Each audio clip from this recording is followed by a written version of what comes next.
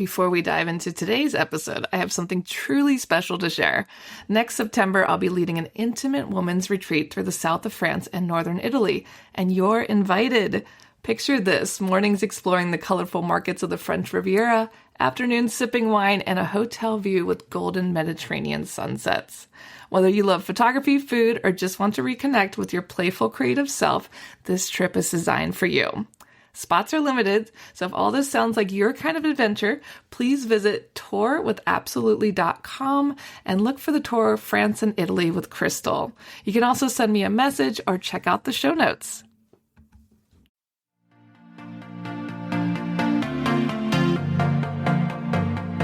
Hey guys, my name's Crystal Kenny, and I'm in love with creating. All things artistic and imagination involved. I'm an American girl who chased her creative dreams all the way to Paris, France, making a living using photography. This podcast takes you inside the stories of all the artsy folks I've met along the way and gives you that extra push to discover your creative gifts. The desire to create is deeply inside each and every one of us, and I give you the tools and inspiration to find a new way of living a more creative life. This is La Vie Creative, the podcast.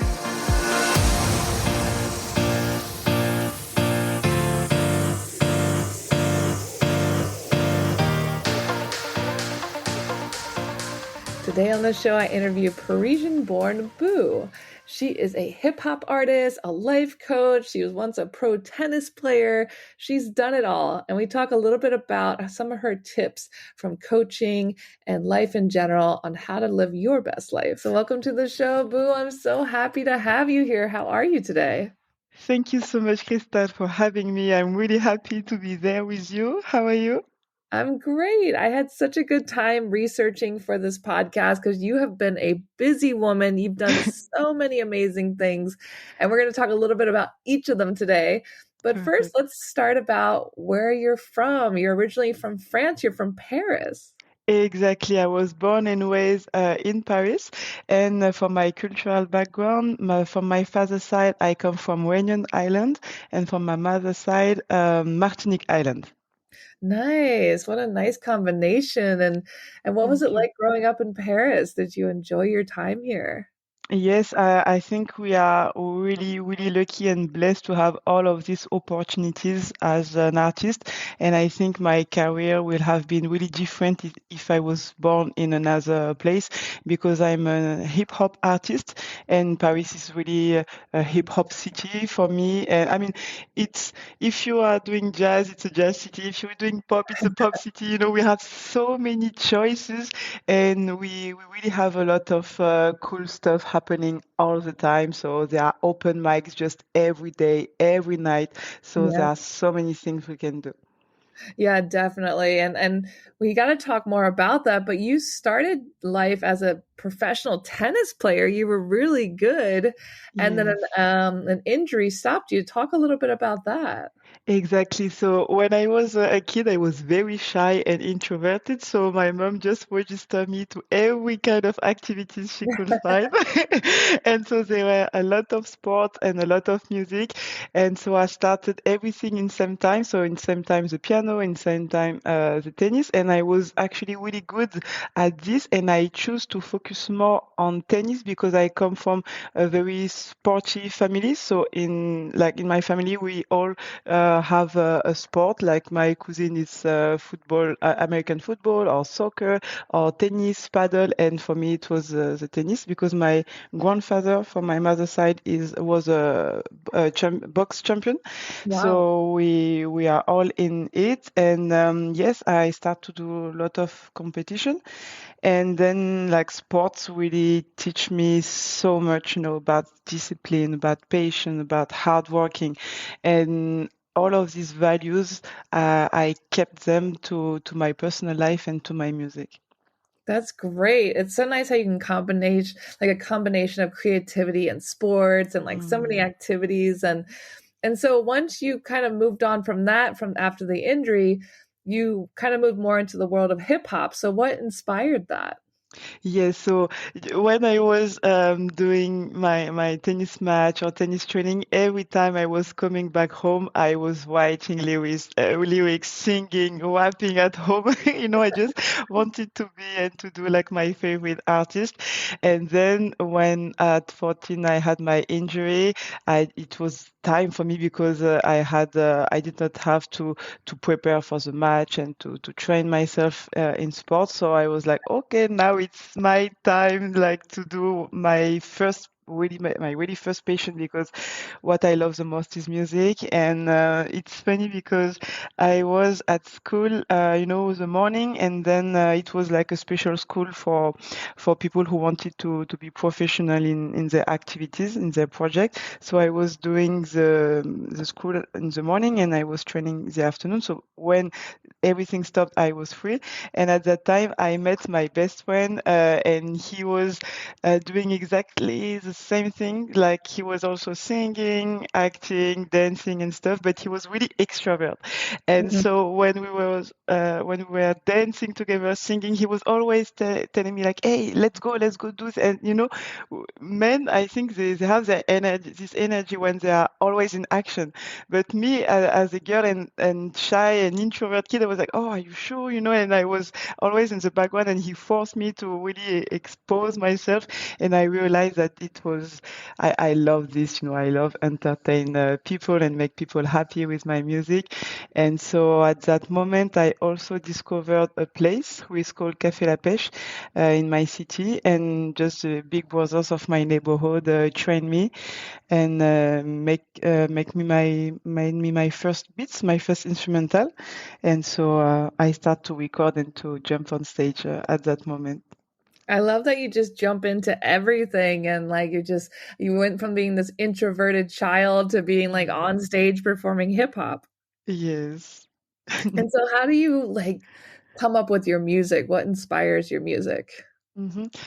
So it was for me the fact that I come from suburb and I'm a black girl, so I faced a lot of discrimination. So at that moment, I was just mad against the whole world, and I Yeah. wanted to talk about my rage and my pain and my sadness to be rejected.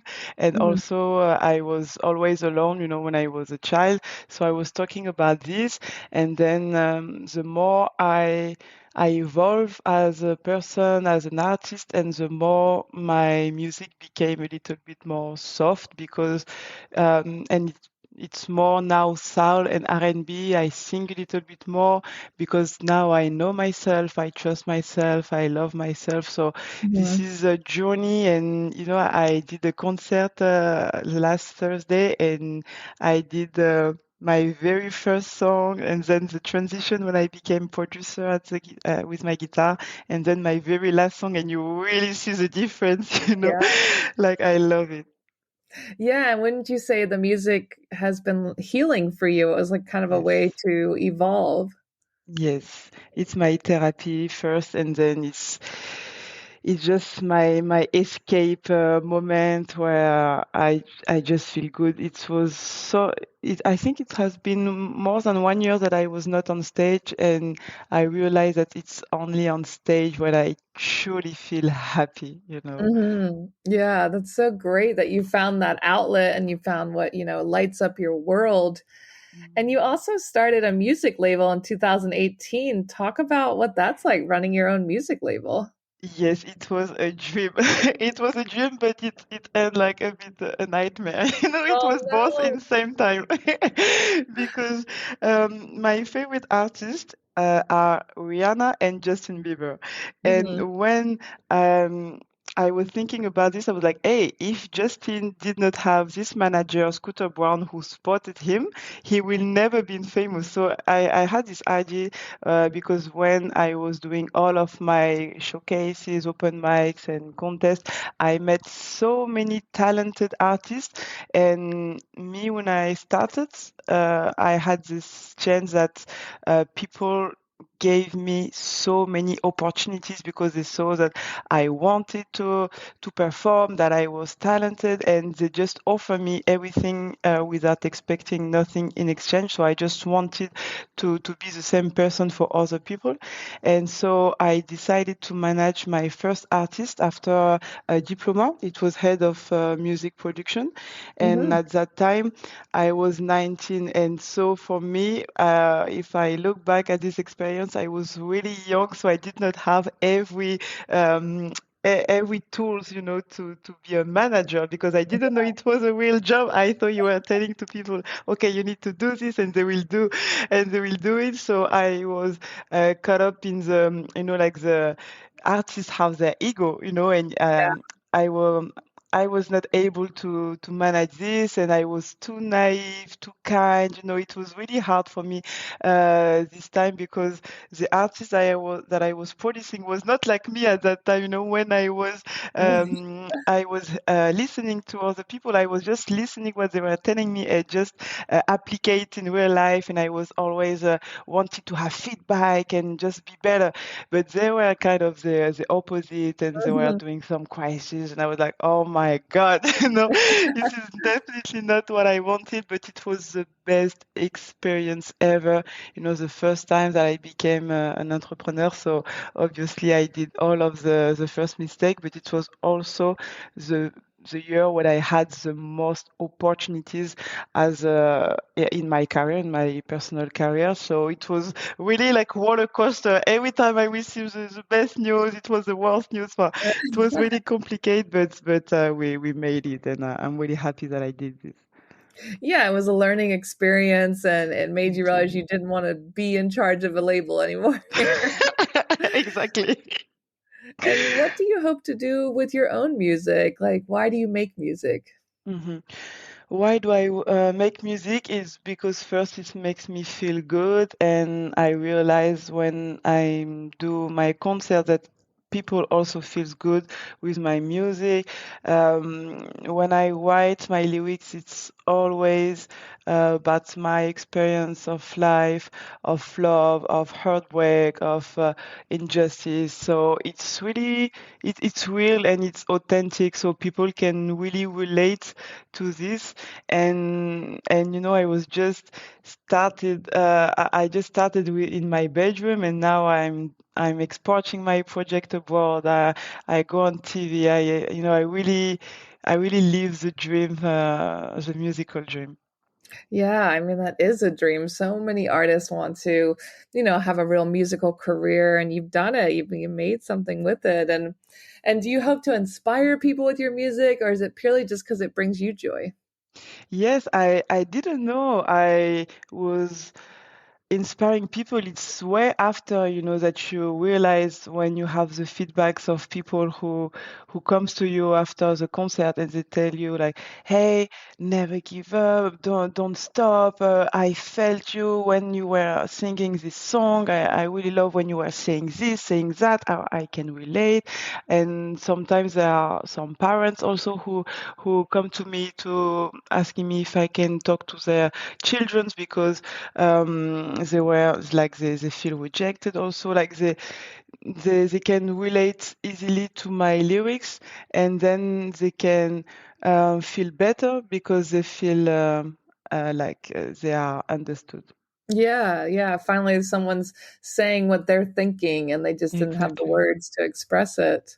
Mm. And what's something you wish that more people knew about the music scene in France? Like, I'm sure there's things here that go on in the music scene that people don't really know about. Mm. For me, I will advise to every artist to come in town and to at least do one or two open mics in Mhm. town if they have the opportunity, because it's such a vibe. And I think like French public is known also for being a very good listener. Like for example, I have my colleague who just advised me a documentary about Lamar, and it was live from Paris. So Mhm.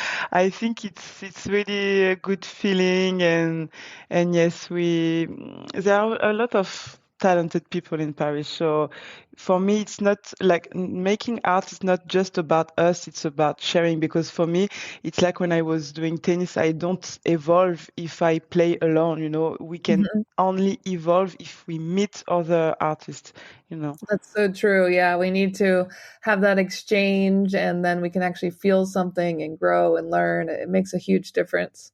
Exactly. And what are some music venues that you really like in Paris or some open mics that you like? What are some places people can go? Hmm. I have a friend who gave me a lot of opportunities when I was younger. His name is Black Moose, and he organized showcases in Paris, and it's called Maddy Square Garden. And he just invite artists to play for a set of 20-25 minutes. So I really recommend this place. And yes, for the rest, it's just full. You know, it's just full of Yeah. music. So I think the first thing, like to write open mics Paris, like the list is just full of events. Yeah, and Paris is kind of famous for the hip hop and rap scene Hmm. around the world. I mean, what do you think inspired that or why is that? It's a really good question. Actually, I really think that back in the day, people were listening a lot of French rap because when I talk to people who are from, for example, Germany or Italy, they all at least know 3 or 4 rappers, like French rappers. So I think we were doing really, really good back in the days. So I think yes, it's something that stay in people's mind. Yeah, it's just like that old school rap. People loved it, and it still Hmm. carries on today, and it's famous in the States and around the world. This Wow. rap, it's pretty wild. And talk a little bit about how you pivoted into life coaching now. What inspired that? So the first thing who inspired me this is the label that I created. I truly like the part that I enjoy the most was to spot artists who did not trust themselves, who were just playing music in their bedroom like me. And I was telling them like, hey, you know, I really like what you are doing. I know you can do, I know you can go on stage performing this song. And I love the fact that I was giving them trust in themselves. And then, like, I was training them with their lyrics, and then sometimes they were at my studio, and we were recording their own first songs. And after, like, they were doing so many concerts, and I was here to see the whole journey. And this is something I love about the fact that with the white world and with the white people, you can really do beautiful things. And I became passionate about people at that moment, you know, to see that a few things can change the whole mentality and the whole life of someone. It's so true. It's just a couple little things can make such a big difference, and you don't really expect it, you know? And how do you Exactly. help people with imposter syndrome? I mean, so many artists suffer from imposter syndrome, and what do you do to help them? For me, there are no secrets. It's to practice, practice, practice. Like, we can say forever, like, oh, I will never be able to do it and stay home. But at one moment, you have to you have to finally go out and be inspired by other people who are also performing until you are telling yourself, okay, now I want to do it, you know. Because sometimes, like, for example, there is the movie of Serena and Venus Williams with Will Smith who were released, and he was not allowing Serena Williams to play, so she was always seeing her sister Venus, and at one moment she was like, I cannot do this anymore. I cannot just watch. I want to play, you know?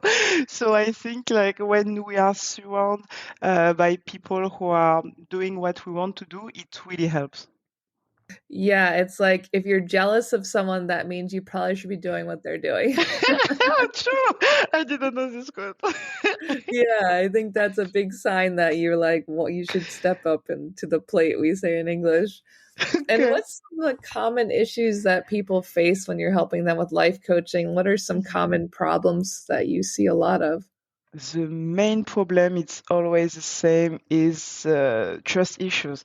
Like people don't trust themselves, and I agree on the fact that society also don't really help and always create complex to everybody. So I really want to, with this coaching program, to help people to know themselves and to make them realize how far they've come, and help them realize that they like they come from far, they made it until here, and the best is yet to come. Like if they have goals, if they have dreams, like if they can dream about it, it means this is possible. And I want them to go to reach their goal step by step. It's always about baby steps, like you don't do like hiking, like the first one to the best, to the top of the of the world. You first gonna start with the small mountains, and until the middle mountain and the bigger mountain. So everything is about baby steps, and it's good also to give them little challenges for them to be proud of themselves. Yeah, I think that's great advice. Like those little baby steps, little challenges, because it all adds up to one bigger thing, you know? So you just Yes. have to be patient. I think, especially in today's world, we're so not patient because everything's like Yeah. instant gratification. So it's really Mm, easy to get frustrated or not trust yourself, like you said. true. And are there some everyday practices you recommend for people to do to better their lives? Oh, yes. There is a book, like it's my favorite book.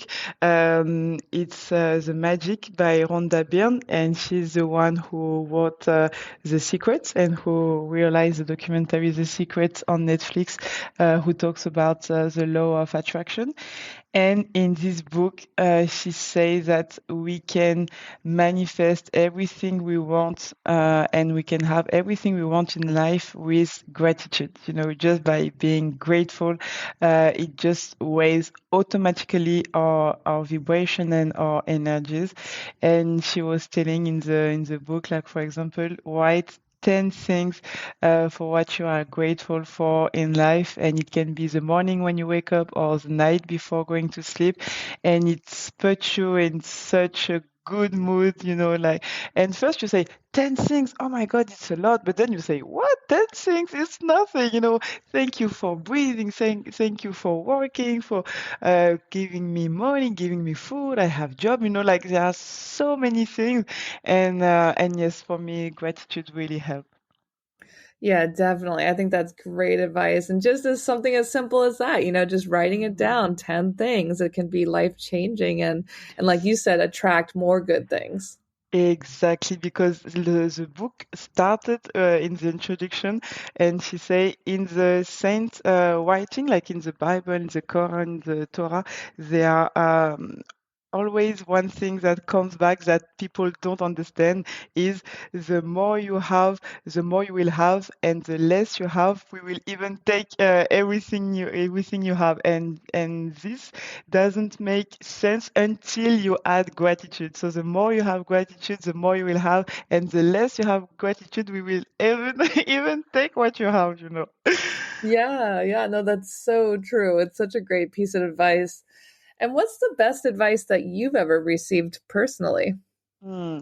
The best advice I think is to that I received, it was to stay myself, be me.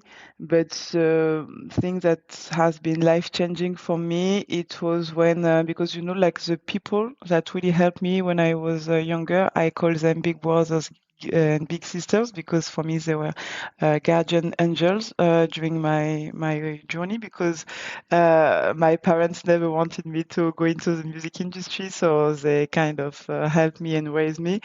And I remember at that time I was at one of my big brother's place at his studio, and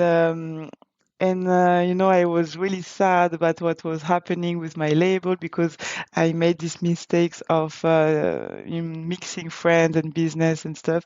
And I was like, "Hey, do you know this person that I brought to your studio? This happened to me, nanani." And he told me, "Yeah, but you did nothing wrong." And I say, What do you mean? And say, I know you're a good person, so I know you are not wrong. Like you did nothing wrong you did nothing wrong to someone, to these people. And I was like, hey, okay, this is true what you are saying. I did nothing wrong. And so when I came back home, I just look at myself in the mirror and I start to list all of my qualities. I say, hey, I'm beautiful, I'm intelligent, I'm talented, and I start to list all of these qualities.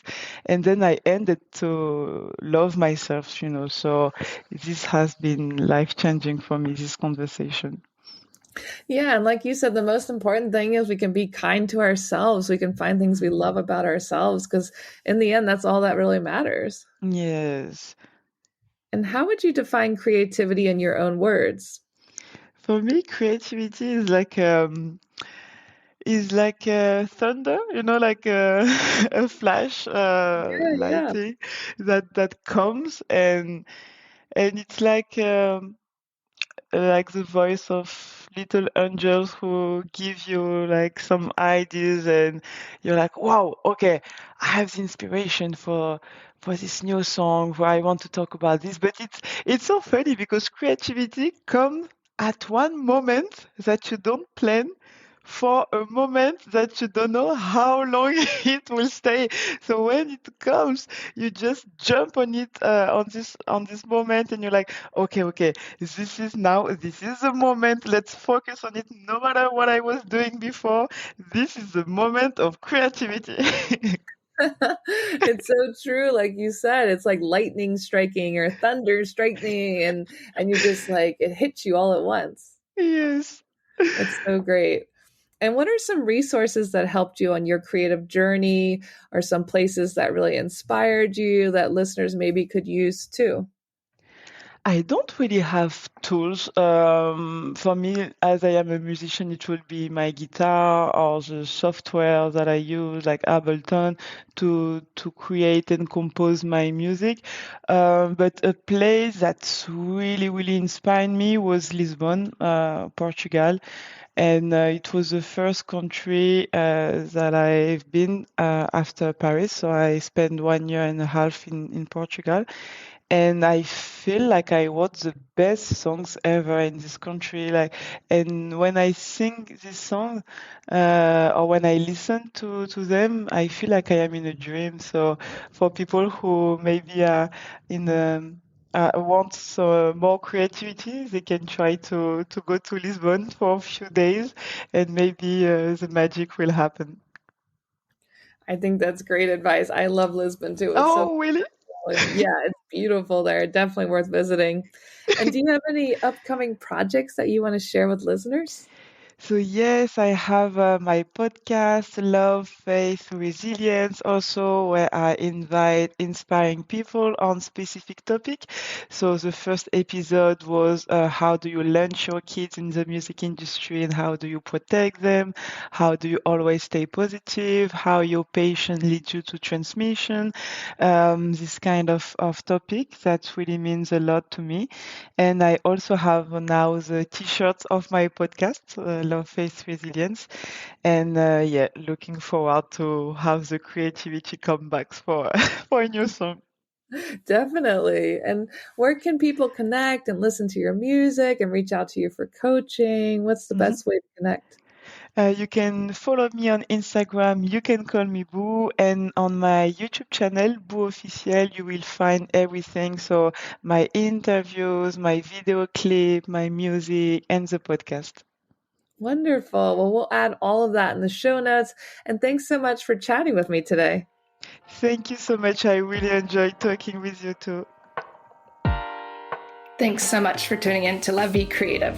You can find more information on MissParisPhoto.com. And if you enjoyed this show, please feel free to share and spread the word for all my creative guests. We have the power to help them to keep doing what they love. See you next time.